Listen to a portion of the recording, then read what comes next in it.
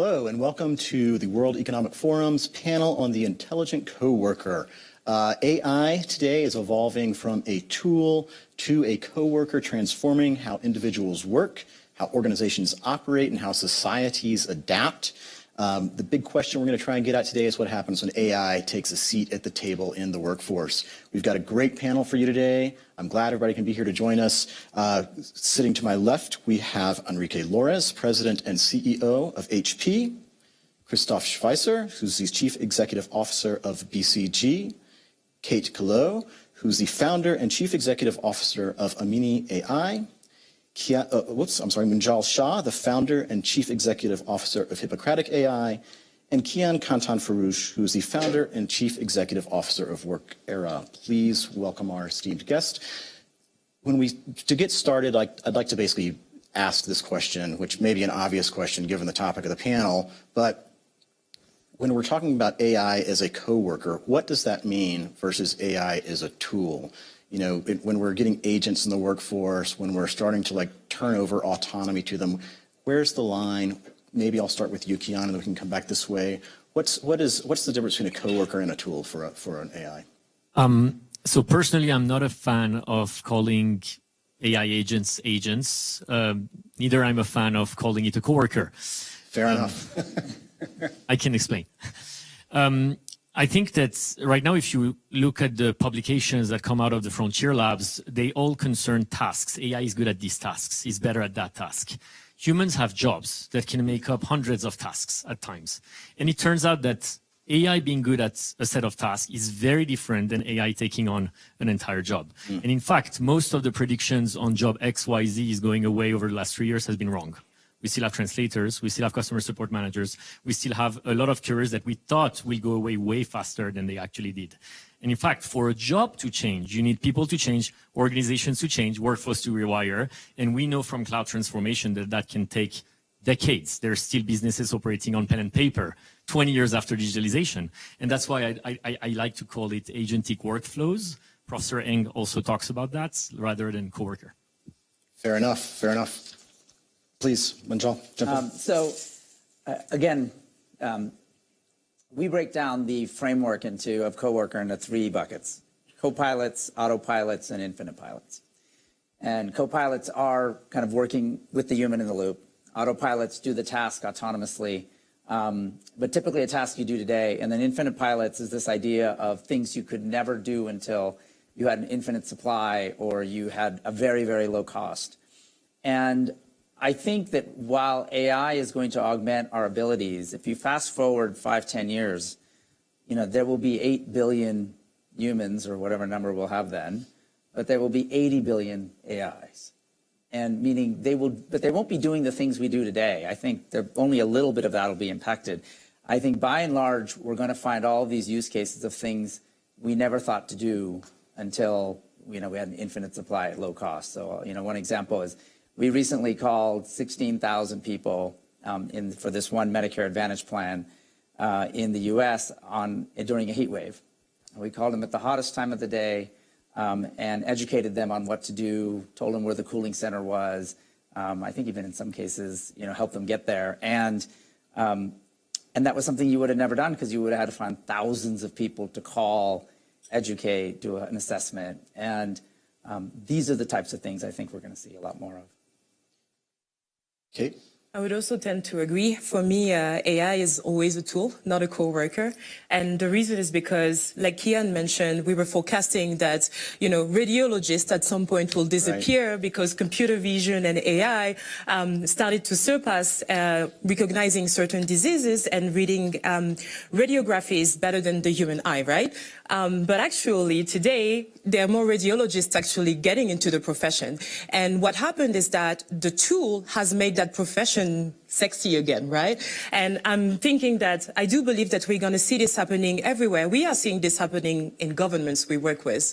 As we start deploying AI systems and AI tools across governments workers, civil servants are finding a renewed interest of doing their works differently with a different interface. But that interface is a tool, not their coworker, because that tool cannot actually make value-based decisions, cannot say for a specific government or for specific citizens, this is is the best outcome because that tool doesn't have that context just yet. I see. Yeah, I believe that was Jeffrey Hinton, right, who said that? Yeah. And it was, how long ago was that now? Like 10 years? 8 years? 8 years ago. 8 years? Yeah. Okay. Christoph. So honestly, I'm not going to get into definitions, what is a coworker or a tool, but I'm going to give you a practical example from our own firm. So at BCG, we have 34,000 people. We've been around for 62 years. And for decades, we've been collecting our expertise and benchmarks and data about all sorts of things in the business world at our clients that we serve.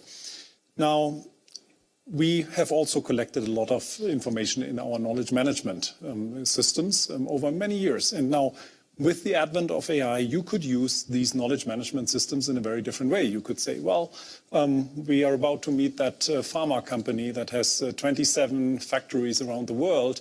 Can you please pull all the benchmarks from our gazillions of files and tell us what the best manufacturing sites look like, and tell us how does this pharma company compare to that?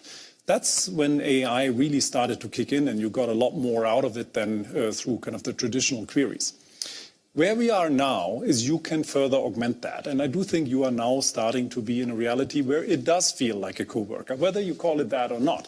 So what happens, you get the things from our own database. You can then say, please also pull all the information that's publicly available from analyst reports and recent kind of expert kind of assessments, etc.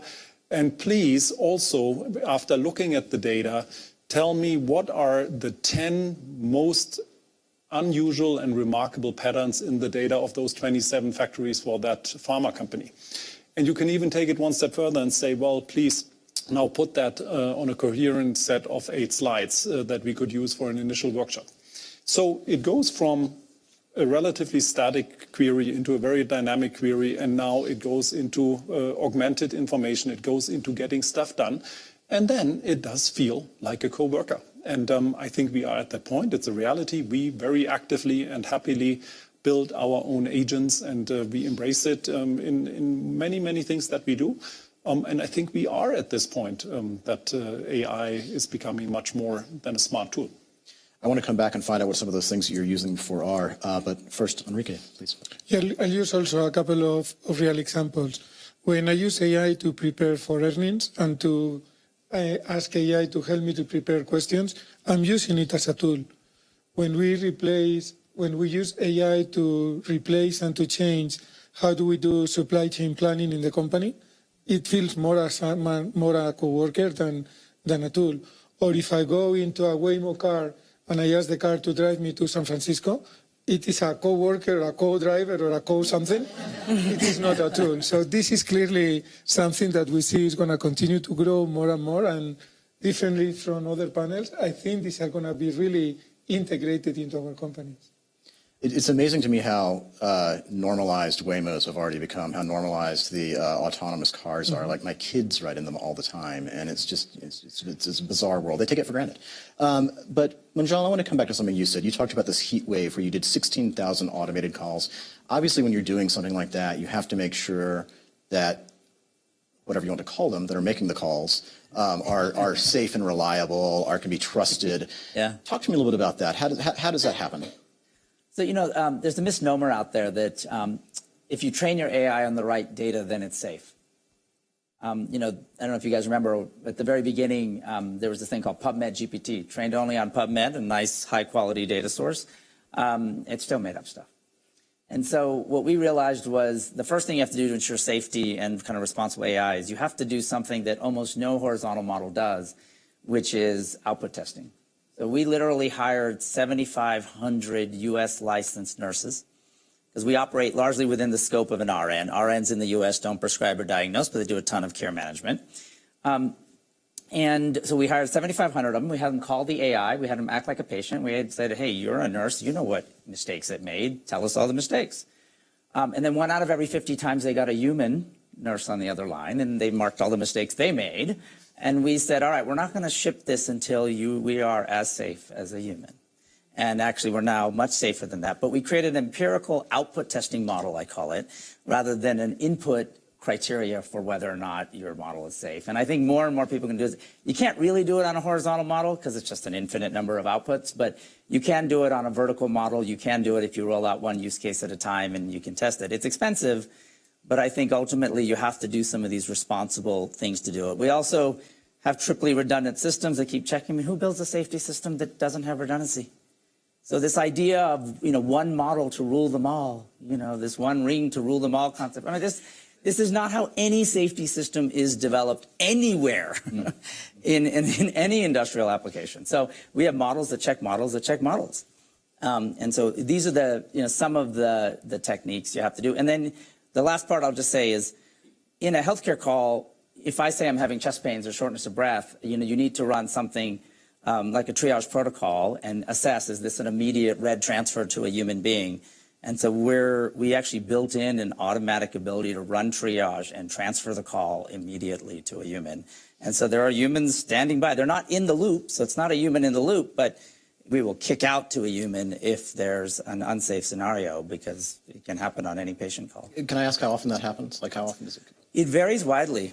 I mean, if it's a congestive heart failure post-discharge from a hospital, and this is day 2, day 1, it can be 1 out of every 10 calls. But if it's a blood pressure check-in of a remote patient monitoring that the guy didn't upload in days and we're calling to kind of get the data, it can be 1 in 1,000, 1 in 10,000. So it widely varies. It's just really use case dependent. Kate, I want to come to you. When we're talking about data, it's really important that this data not be biased, that it, especially if it's in the workplace, that maybe it's where data's been scarce or extractive even. How does that play out when in places where there's not such rich data sets? Yeah, so from a global south standpoint, and double clicking on Africa and other emerging economies, we are still living in a reality where most of our systems are operating on analog, paper-based, very unstructured data, PDF that are fragmented and scattered everywhere. And even when you look at government systems, most of our governments still operate on paper format today. So while there is an appetite to want to adopt a lot of these tools and intelligent coworkers and adopt AI at scale, there's still a lot of limitations that we have to solve before we can actually get there. Because if we are not adapting and grounding those models in our realities, we're actually risking to perpetuate extractives and to perpetuate cycles where the model will make a confident decision on very incomplete records. So for example, if your civil registries are not digitized, if your land registries are not digitized, how are you going to be able to manage your country efficiently and make decisions with regards to your citizens? Are you going to listen the model that seems very intelligent and confidently tell you a decision, or will you actually bring in civil servants and continue having the human in the loop for that purpose? So that's why we focused on really supporting government to build knowledge base, which are specific to each ministries, each governments, each entities, that really help them digitize and transform their data, because for us, it's the first step before they are able to adopt some of those tools. Kian, we've been talking mostly here about, so far, about basically training AI, but I think there's also a world where AI is training people and helping people become upskilled in some ways. Can you tell me a little bit about that and how that works in the workforce? Super meta, but yeah, so if you look at the industry, and I'll give the perspective of the enterprise, that's summary of 44 enterprises, Fortune 500, what you want first, the outcome, is you want an ideal scenario where whatever skills is needed to the business, everybody has it internally. You have it there. It's a zero skill situation, zero skills gap. That's what you want at all time. If the skill gap grows, you want to close it. And you want to do that with an approach that involves everyone, that doesn't leave people with the fear factor, that gives them the confidence that they can make it and they're part of this. So that's where the question of AI mentorship comes in. How do you design a good AI mentor that can perform these outcomes? And I think a lot of people narrow the mentorship problem to learning, because we've all seen the last decade of we take a course and we finish a course, The adoption is not great. It's very one size fits all. So the problem of mentorship is actually not that much about learning. It's about something else. I'll give you a story from our class at Stanford. One of the things that Stanford does very generously is they put our classes on YouTube once in a while. And on campus, we might have 1,000 students. Online, we have hundreds of thousands, millions sometimes. And if you were to call those students online and ask them, what's the difference between a Stanford student and how you feel, they would almost never tell you it's the material. They would tell you that they don't understand the bar for excellence, and they don't know how far they are from that bar. When the Stanford student has friends at OpenAI, at Meta, at Google, they have a constant feedback loop. They know the rewards that they need to attain, and they know what an opportunity opening means. And so what a mentor needs to be is really able to set good goals for a worker, to set good rewards for a worker, and to assess them effectively so that they understand our gaps. If you actually do that well, the learning problem is not an issue. People with a big enough carrot are going to do their best in order to achieve and eat that carrot. And Enrique, you wanted to weigh in there, please. I wanted to go back to the conversation about data and about accuracy, because I think it's very important, because we need to be careful not to be more demanding with the AI co-workers or with the models than what we are with our own employees. Because nobody's perfect, everybody makes mistakes. And what we have learned, for example, we have been using AI models in our call centers. They are not perfect, many times they give the wrong answer, but they are more accurate than the people the humans that we have had for many years providing that work. And the satisfaction with our clients when they call is much higher. So I think we need to balance how demanding we are, first because we as humans make many mistakes regularly. So and just to pile on to that, look, I mean, we work with thousands of clients in their AI adoption and scaling and getting to real impact. And exactly in line with what you were saying, Enrique, I mean, the technology is not the bottleneck. The models work. Also, the agents, which are still early days, work or they are going to work. That does not make a company successful or fail when it comes to their AI journey. They will succeed if they really change how their people work.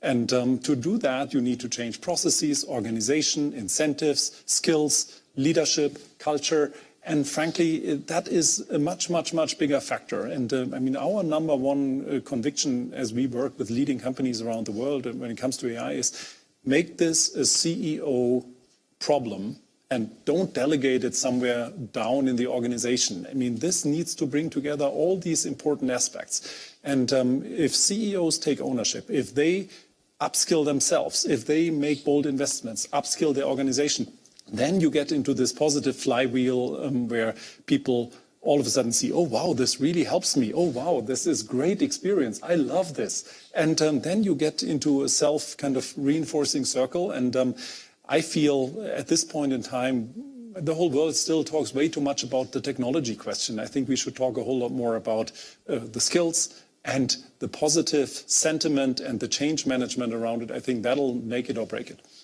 I saw everybody nodding while he was saying that. Does anyone want to weigh in on? Well, I think one thing on the skills topic, Karpathy has a very good phrase he coined called AJI, Artificial Jagged Intelligence. And that's what we're finding all over the place. Like, you'd be so surprised at the things the AI does amazing, and you'd be like, are you an idiot? Like, how come you couldn't do that?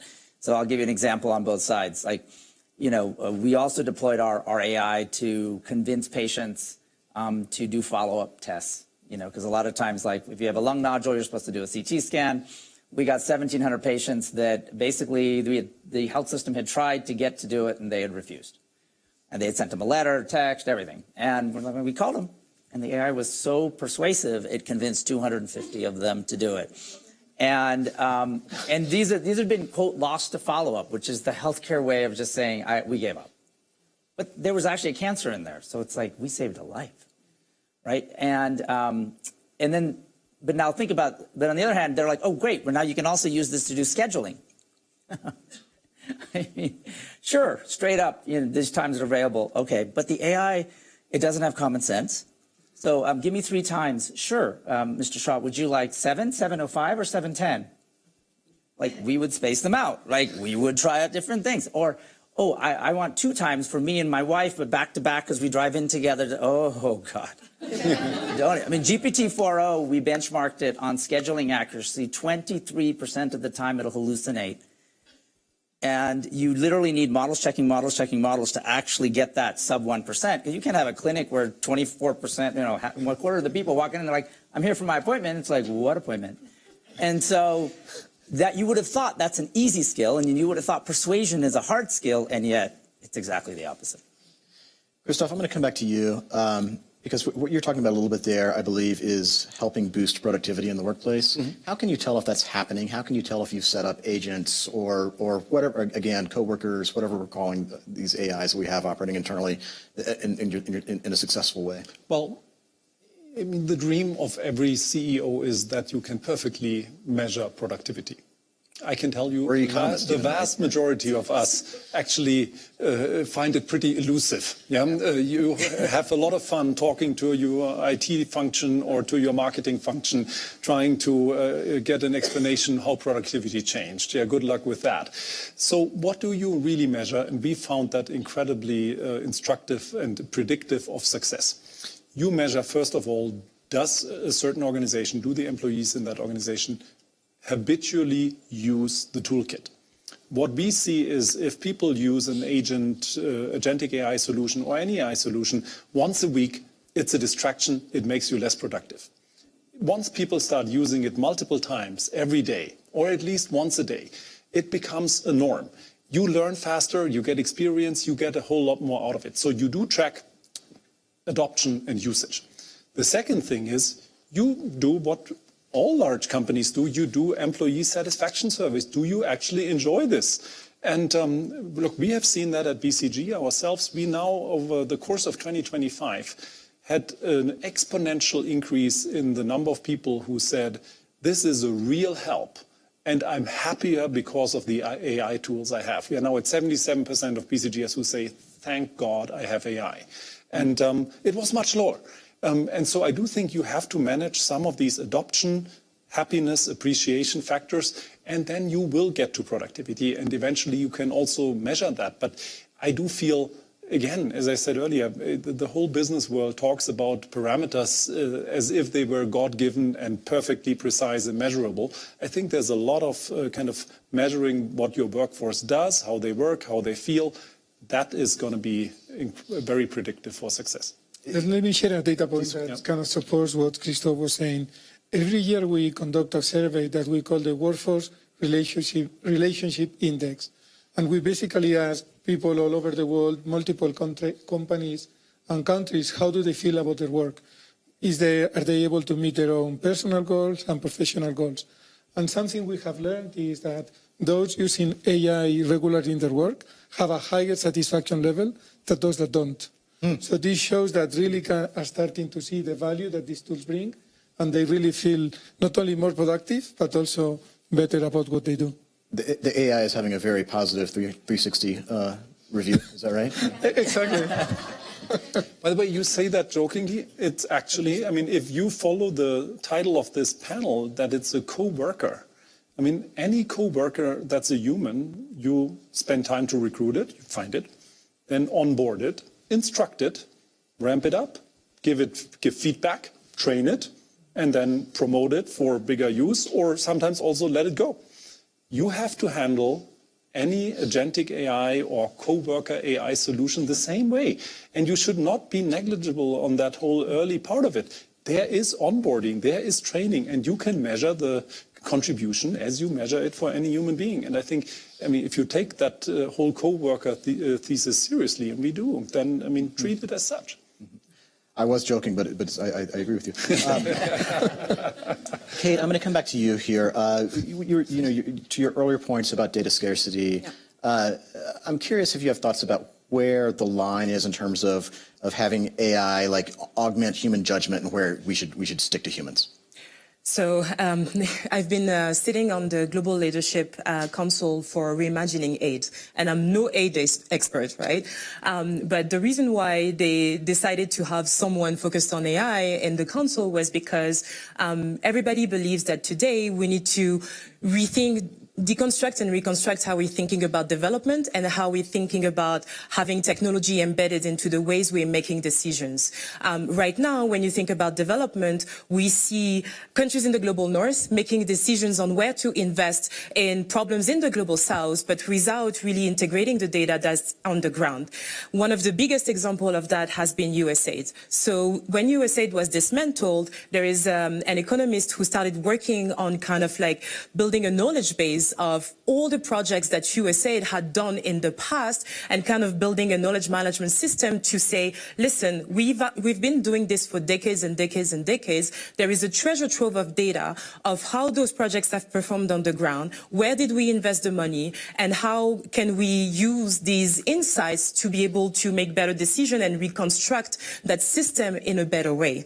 So that for me is a great use of AI. Where I think we shouldn't cross the line is in making sure that is in having AI making decisions over which citizens, for example, or which community in your country will deserve more to receive that capital than any others, because there's still uniqueness and opportunities and challenges that the model is not able to understand. And this is where all our uniqueness as different cultures, communities, countries is coming into play. But for us to get there, I want to come back to a bit of the elephant in the room, which for me is compute capacity, because I feel like we've been talking from a place of abundance, but in the countries I operate in, we're not talking about upskilling workforce. We're just looking into the fact that we're entering a new digital economy, and we forecasted over the next 10 years to add 1.2 billion people in emerging markets who will reach the age of entering the workforce, but only 400 million of jobs are forecasted to be created. That's a big gap. It's a big gap, 800 million, most of them in Africa. What am I going to do with them, right? If I don't actually provide them the infrastructure, the compute capacity, if I don't provide them access, if I let a digital divide, which is compounded by a data divide, become a compute divide, it's going to run right towards becoming an AI jobs divide. And we can't let that happen. So I think we need to kind of have mixed emotions when we're addressing that question, and also understand that there are realities on the grounds that need to be addressed. And that's infrastructure, that's sovereignty, that's bringing GPUs. We were talking about this right before. You've been struggling to get GPUs in Africa, bringing GPUs and upskilling our youth to be able to use those systems, because it's becoming the default interface for all of your companies. We also need to be able to benefit from that. How do you make AI sovereignty happen, if you have an opinion on this? So that's what we focus on in my company, right? We build sovereign AI for countries in the global south. We work with government to transform their data. We support them to understand, that you don't have to build gigawatt factory to actually be able to have your own AI system. There is a different way to do it, and it's to understand what is the minimum viable compute infrastructure that you need to be able to keep your critical data. I'm not talking about the entirety of the country's data, but just your critical data as they relate to your citizens, to healthcare, in your country, sovereign in your country and within your borders. And then there is another layer to that, which is, being able to access some of the models, to be able to fine tune, to be able to integrate some of those localized data pipelines in those models so they are reflective of your countries and your realities. And then the first customer is the government, because governments are still driving a lot of the innovation in a lot of the economies in the global south. And governments have to understand that they need to be the first ones to offtake and show the rest of the ecosystem how it's done, and then be able to support developers, startups, and innovators with access to compute. Very good. I like it. Kian, I'm going to change the subject a little bit and come to you now, because what we're talking about here is making sure that humans have agency, I think. How do companies make sure that their workers have agency, that the AI systems that we're bringing into the workforce are benefiting the workers themselves? Agency is trending. It's an important topic. You can hire for it, but most organizations today have to build internally. There's just not enough AI native talent out there, and they're all sucked by the hyperscalers and the AI startups. So you have no choice but to build internally. Now, to build those type of behaviors, you sort of need to reinvent HR, reinvent L&D.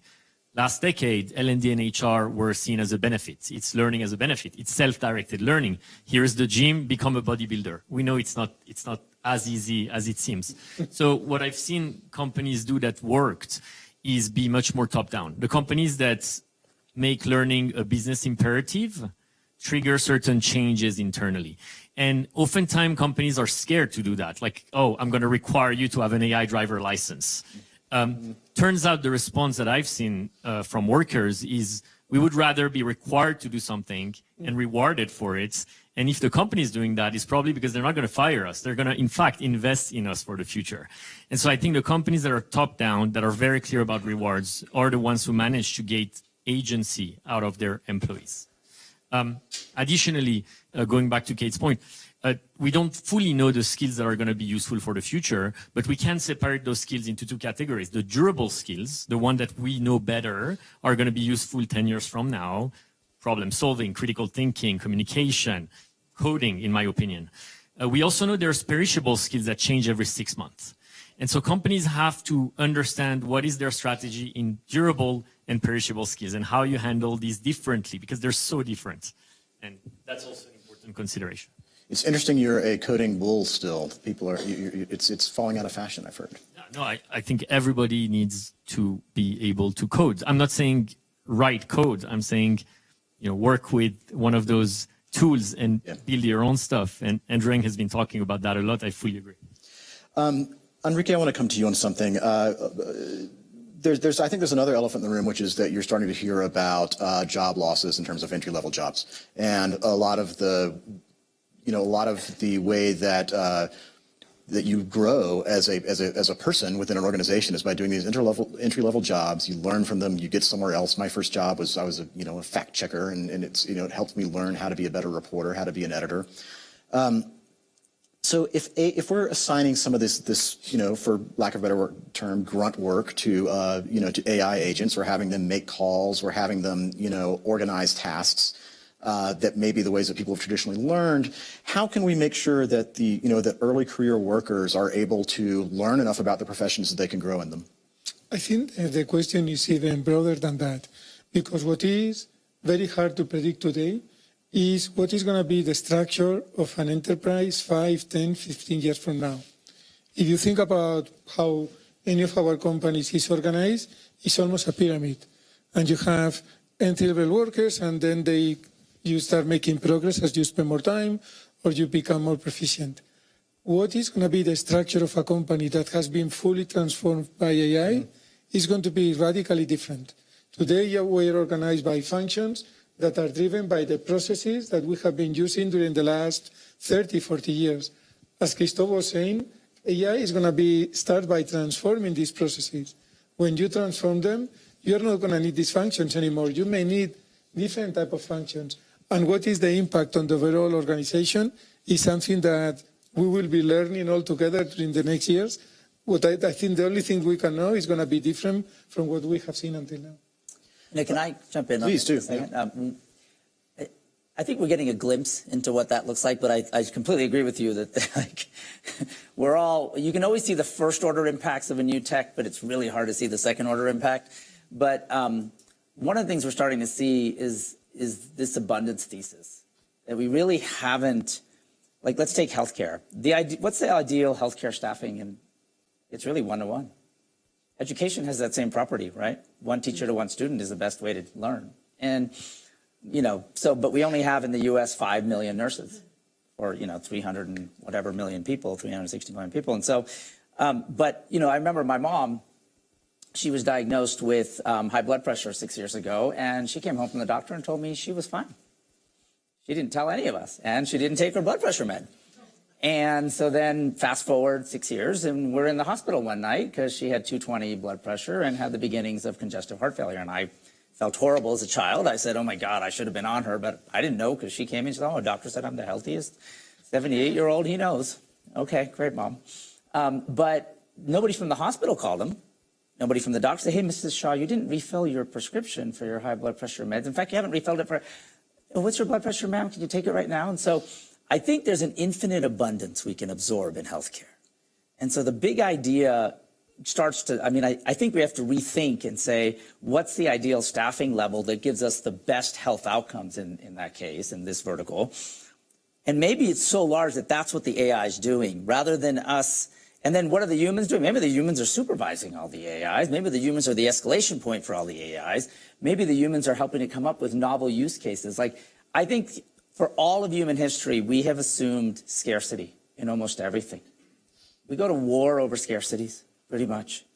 You know, we fight over islands that are not called the name of the thing they are, over scarcity. But like, ultimately, for the first time in human history, we might have infinite abundance. And I think we haven't even begun to think that way because our entire civilizations and our ways of thinking are built off of scarcity. And for the first time, we have to move to this new framework, and we have to bring it to all parts of the world. I appreciate that. We're getting close on time, and I'm going to come to audience questions in just a moment. But before we do, Christoph, I want to ask you, because you've got a really broad view of a lot of clients. Again, you run in a giant enterprise yourself, and then you see all these other organizations. What trends are you seeing people in the workplace taking up in terms of bringing agents in terms of bringing in these coworkers or not coworkers? What are you seeing start to take off across the industry? Well, what is fascinating for me is how much the functional mix of our AI work for clients has evolved over the past 12, 18 months. Initially, when GenAI came to the world, there was a lot of use case around the call center, the customer contact center, automate that, make the agent, the human agent more productive, better scripted, etc. Very plausible, very intuitive, it's happening. Over the last 12, 18 months, we do now see that the use of AI and agentic AI is going into the deep technical value-added areas of the most sophisticated companies. So what do I mean by that? It goes into pharmaceutical R&D, regulatory, clinical trial management. It goes into, at the tech companies, the coding and software maintenance, documentation, testing. It goes into sophisticated underwriting at major insurance companies. It goes into the marketing, content production, and campaign design at the world's best consumer goods companies. So, I mean, with all due respect to call centers, it's really important, but we are now seeing it go into the functions that either make you a winner or a loser in your industry. That's drastic, a massive change. The second change is what I said earlier. I mean, people are realizing, okay, I have a technology problem to solve, but I do really have an organizational and workforce problem to solve. And then the third thing is this whole question, Enrique, that you are also teeing up. I mean, an organization is not something static that is an org chart. I mean, there are human beings in every one of these boxes who do things that qualify them to also eventually do other things. There's learning, there's kind of progression, there's move into other roles, etc. And I feel this whole question, how many people do you need and in what role? Okay, sure. I mean, we all have a job to manage that. I think we all have much bigger questions. What is the qualitative career path of a person in healthcare, of a nurse? What's the career path of a person in HR, in consulting, in sales and marketing, in technology going to look like? How are my coders of the year 2035 getting trained today so that they are world-class then? I think this qualitative question is becoming bigger than the quantitative one, even though from a societal perspective, of course, there will be lots of talk about this is the quantitative. This has been a very optimistic panel, and I appreciate it. I want to turn to the room now. If you have a question, please raise your hand. We can bring a mic around. Yes, right here. Compared to 800-person job gap, this is a very prosaic question, excuse me, but we started with AI doesn't do jobs, it does tasks, and then we heard that you need to completely rethink skills and career pathing. A small question, but I think it's critical. A lot of companies are not getting ROI on their AI investments because people don't know what to do with the 6-minute productivity gain or the 36 minutes, right? We don't save 3 months. We save bits of pieces of time here. What do we do about that soon? I think it starts from really redesigning the processes. I think when this happens is because you're using AI to help you on your daily job. To really see the big impact, redesign your process, and once you have redesigned it, think how you will be use AI and technology then the impact will be very different. We're seeing a lot of impact on the, as a couple of numbers, we're seeing a lot of impact on these emergent use cases. So one of our health systems spent $200 and got back $1.3 million. Another one spent $10,000 convincing patients to move back to their in-house pharmacy for their specialty meds, got back $1.5 million a year. Another use case that we saw was $2,000 in the one I mentioned earlier about the lung nodule screening. They got back $2 million. So maybe we have to think differently, because you're right. The what I call fragmentation of ROI doesn't allow you to capture it. But again, when you go to the emergent, then it's very different because nobody's doing it, so you're not fragmented. You're not getting fragments. At the same time, these 3, 5, 15 minutes have a big impact in how your team member feels about what he or she does. And this is very valuable as well. So you may not be able to improve or to reduce the cost by 15%, but that person feeling better is going to have an impact in the company also. So I'm not going to talk about how to measure ROI. I think it really depends on the use case. But what I can say is a lot of companies are in echo chambers, and the difference between top tech AI companies and the rest is becoming increasingly drastic. I'll give you an example. Prompt engineering has a very different definition in the top tech AI companies versus others. Some people think of it as, how do I guide the model? Some people think of it as zero shot, few shot prompts, chain of thought prompts, agentic workflows, retrieval augmented generation, reasoning. It's just that those 6 minutes, my guess is, maybe in this organization, it looked like 6 minutes a day. In another organizations, it would look like the agent is constantly working behind the scene because it's just been built different. I think we have time for one more question, if anyone has one. No? Okay. Well, I'm gonna actually leave you guys with a question, which we've talked a lot about everything that's going right. What are the mistakes that organizations are making right now when they're trying to bring agents into the workforce? If we can just get a quick answer from each of you, because we're very close to being out of time. So I look a lot into talent decisions. Talent decisions are shots in the dark. They're almost all wrong today. We make really poor talent decisions. Hiring, firing, performance management, upskilling, reskilling. It's very wrong, internal mobility. And I think in the next few years, we're going to start seeing AI be way better than the best humans, the least biased humans at making talent decisions. And going back to what Christoph said, the context that's going to go into all the agents, you need some context around the skills of the person if you want to help them effectively. That will come from AI, not humans. And I would imagine that in a few years, it might even be illegal to not use an AI for interviewing. No, I wouldn't be surprised because we know it's worst. Munjal. So I think that you have to focus on experimentation. Too many times we're deploying AI the way we deployed software, but software was a specific intelligence that did that one thing. So the pilot with 10 people in your organization would extrapolate to the experience with the software with everybody else. But like if you put in a prompt in a ChatGPT and get a bad answer, do you throw away ChatGPT? No, you try a different prompt. And so you don't want to accidentally give up on the entire initiative because of your first beachhead was the wrong beachhead. And so really we're recommending you do 10 use cases in parallel because actually some work, some don't work. And it's kind of hard to predict at this stage which ones will and won't. So that would be my advice to folks on what we've seen. Okay. On my side, thinking that all of this is just a magic wand and everything just, as soon as you deploy, everything will roll. I think we also need to rethink how we reskill some of our workforce, especially in the case where if we consider that agents are going to be co-workers, you have to move some of those individual contributors into learning how to manage some of those, right? So how do you help your workforce get to that next layer is going to be my advice for everybody.